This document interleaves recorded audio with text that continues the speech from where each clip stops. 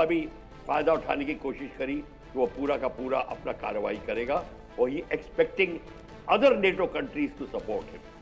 तो ये प्रॉब्लम है इस समय। अब अमेरिका क्या सुझाव देता है, नेटो को किस तरीके से लीड करता है, ये हमें देखना पड़ेगा। बिल्कुल, ये देखने वाली बात, क्या रुख यहाँ पर अमेरिका अपनाता हुआ नजर आता है। हालांकि हमने शुरुआत से ही देखा जिस तरीके से हस्तक्षेप लगातार अमेरिका का रहा, शांति बहाली की तमाम कोशिशें अमेरिका द्वारा देखने को मिली थी। हमारे साथ प्रोफेसर अरविंद सिंह तेजावत जी भी जुड़ गए हैं, जो कि विदेश मामलों के जानकार हैं। बहुत स्वागत है सर आपका।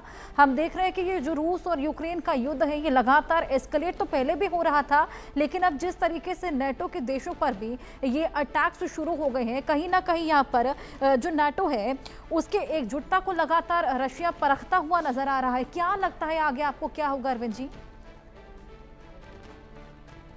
हर्षा जी, यहाँ पे दो विचार है।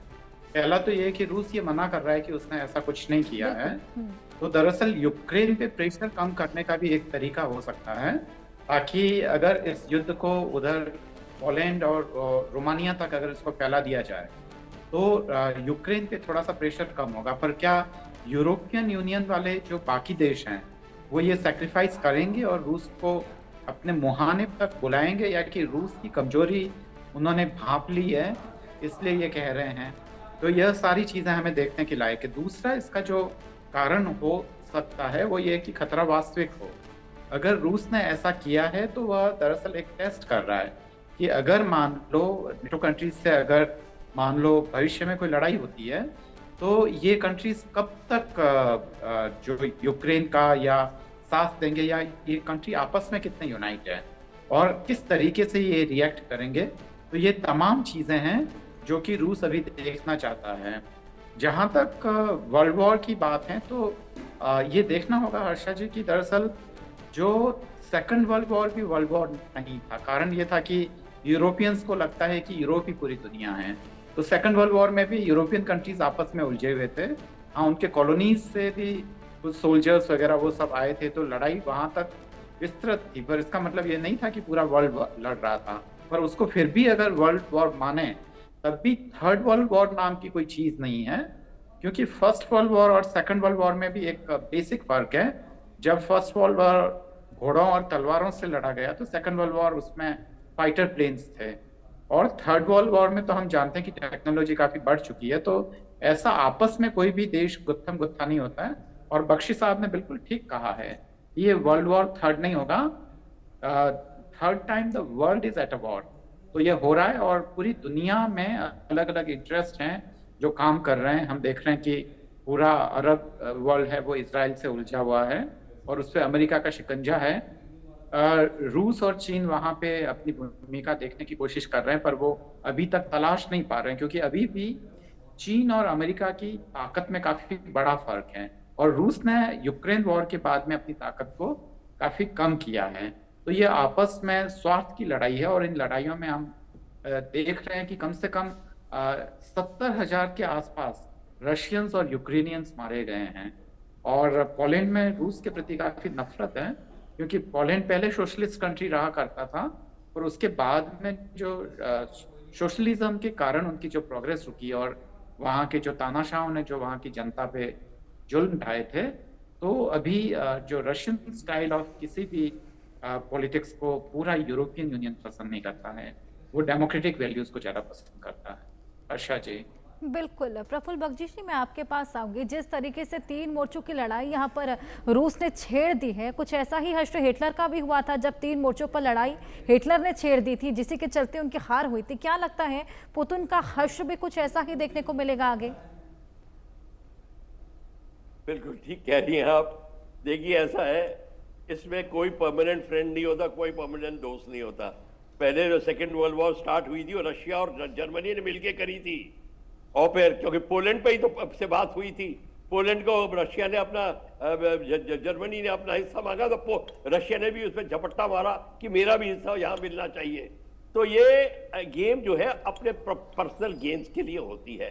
तो आप बिल्कुल मान के चलिए कि ये यहाँ पे इस टाइम भी यही होगा, और आप देखेंगे। और दूसरी मैं बात बता दूं, between NATO countries and America बड़ा होड़ लगी हुई है कि आर्मामेंट किसके बिकेंगे ज्यादा। अभी सारी नेटो कंट्रीज अमेरिका से खफा है कि जहां बात होती है तो अपने आर्मामेंट बेचते हो, क्योंकि सारी इकोनॉमी अमेरिका की डिफेंस इकोनॉमी है, वो आर्म्स पे चल रही है। सारे यूरोपियन नेशंस जो है, चाहे इटली हो, चाहे ग्रेट ब्रिटेन हो, बेल्जियम हो, जर्मनी हो, ये अपने टैंक्स, एयरक्राफ्ट बात करते हैं, इनमें होड़ लगी हुई है। तो ये सब अपना बेचना चाहते हैं किसी ना किसी तरीके से, चाहे ड्रोन्स हो, बीच में टर्की भी अपना घुसने की कोशिश कर रहा है।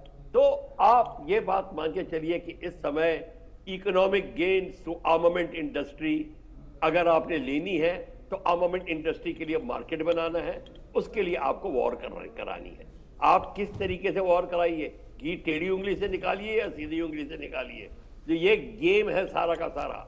और ये है बिल्कुल अपने पर्सनल गेन के लिए है। इस समय अमेरिका जो है बहुत ही सावधानी से देख रहा है रशिया को, अपने कार्ड्स बड़े छाती के साथ लगा के रखता है, पर वो इतना बड़बोला है हमारा ट्रंप साहब कि वो अपने कंफ्यूज कर देता है सुनने वालों को भी। तो इस समय अभी देखना है कि ट्रंप साहब का अगली चाल क्या होती है, वो क्या कहते हैं ट्रंप पोलैंड को, रशिया को और यूक्रेन को। तो ये हमको अभी, पर जो पुतिन है उसका गेम बिल्कुल सही है, वो अपना पर्सनल हित देख रहा है और देख रहा है कि कहां तक वो ट्रंप दखल अंदाजी कर सकता है। यहां तक कि आप ये मान के चलिए कि अगर लड़ाई ज्यादा बढ़ गई तो आप सोचते हैं कि ट्रंप अपने फौज भेजेगा या ताइवान में अब भेजेगा, और ऐसी जगहों पे अब सब बातें चेंज हो गई हैं। अभी अमेरिका भी फूक फूक के कदम लेगा। तो इस समय हमें अब देखना है कि अगले 15 दिन में ऊंट किस करवट बैठता है। बिल्कुल बिल्कुल सर, आप दोनों के पास मैं वापस लौटूंगी। एक और बड़ी खबर रूस यूक्रेन युद्ध से जुड़ी हम अपने दर्शकों को इसी बीच दे दें। यूक्रेन पर रूस लगातार नॉनस्टॉप अटैक कर रहा है। रूसी हमले से यूक्रेनी फ्रंटलाइन बेदहल उठा है। यूक्रेनी फ्रंटलाइन को भारी नुकसान पहुंचा है। 24 घंटे में 1500 सैनिकों की मौत हो चली। ये रूस का नाम है, रूस का बयान है। रूस का कहना है कि यूक्रेनी फ्रंटलाइन पूरी तरीके से दहल उठा है। खासा नुकसान यूक्रेनी फ्रंटलाइन को हुआ है। 24 घंटे के भीतर 1500 सैनिकों की मौत भी हो गई है। अरविंद सिंह जी, आपके पास में आऊंगी। जिस तरीके से लगातार ये रूस और यूक्रेन के बीच में इन्वॉल्वमेंट हम देख रहे हैं, क्या आपको भी ऐसा एहसास होता है अब ये प्रॉक्सी वॉर बन चुका है? हाँ बिल्कुल ठीक कहा हर्षा जी, क्योंकि युद्ध को शुरू करना आसान होता है, उसको समेटना बेहद मुश्किल होता है। और दरअसल जिस बात पे ये संधि रुकी हुई है, अटकी हुई है, वो ये है कि यूक्रेन ये चाहता है कि कम से कम रूस से जो यूरोपियन कंट्रीज या अमेरिका कोई ऐसी गारंटी दे जो कि उसके सिक्योरिटी की गारंटी हो, क्योंकि रूस लगातार हमला करता रहा है, वह आक्रांता देश है। पहले भी उसने क्रीमिया पे कब्जा किया और उसके बाद में अब एक बड़े हिस्से पे उसने कब्जा कर लिया है। तो कोई गारंटी नहीं है कि रूस पहले से अभी तैयार होने का समय ले और फिर 3-4 साल बाद वह दोबारा से हमला कर ले। तो मिनिमम सिक्योरिटी चाहिए, उसके बाद में तमाम चीजें हैं, उसके बाद में यह सारा रुका हुआ है। और यह पूरी की पूरी जो लड़ाई है, मुझे मालूम है कि पोलैंड की जो पूरी इकोनॉमी है वह दरअसल हथियारों पे है। चेकोस्लोवाकिया की जो पूरी इकोनॉमी है वह दुनिया भर के देशों को, जो अब चेक रिपब्लिक और स्लोवाकिया में टूट गया है, वह पूरी की पूरी इकोनॉमी हथियारों पे चलती है। तो इसके 2 रीजन हो सकते हैं कि अगर वहां के हथियार काम में नहीं होंगे तो वहां के लोगों को रोजगार नहीं मिलेगा और अनरेस्ट पैदा होगा। अभी उनकी वैसे ही ग्रोथ रेट कम हो गई है, चाहे वो अमेरिका हो या यूरोपियन यूनियन हो। जिस गति से उनकी प्रोग्रेस होनी चाहिए वह रुक सी गई है। तो पुरानी दौलत है, बस उसी के सहारे वो लोग चला रहे हैं अपना काम, और उसी के सहारे वह बहुत 1% 2% बड़ी मुश्किल से वह इकोनॉमिक ग्रोथ कर रही है। तो ये लड़ाई दरअसल अब वो अपना उपनिवेश ढूंढ रहे हैं या अलग अलग तरीके ढूंढ रहे हैं कि दुनिया को वो लोग कैसे एक्सप्लॉइट कर सके या कि रुपया कहाँ से कमा सके। तो यह पूरी रूस और जो पूरा यूरो अमेरिकन खेमा है उसमें पूरी की पूरी लड़ाई है, वो यही है। और उसका यूक्रेन प्लेटफॉर्म बन चुका है और उसकी बहुत बड़ी कीमत जो यूक्रेन के लोगों को चुकानी पड़ रही है। वहाँ बच्चे काफी लंबे समय से स्कूल नहीं गए हैं, कम से कम काफी लंबा समय हो गया है।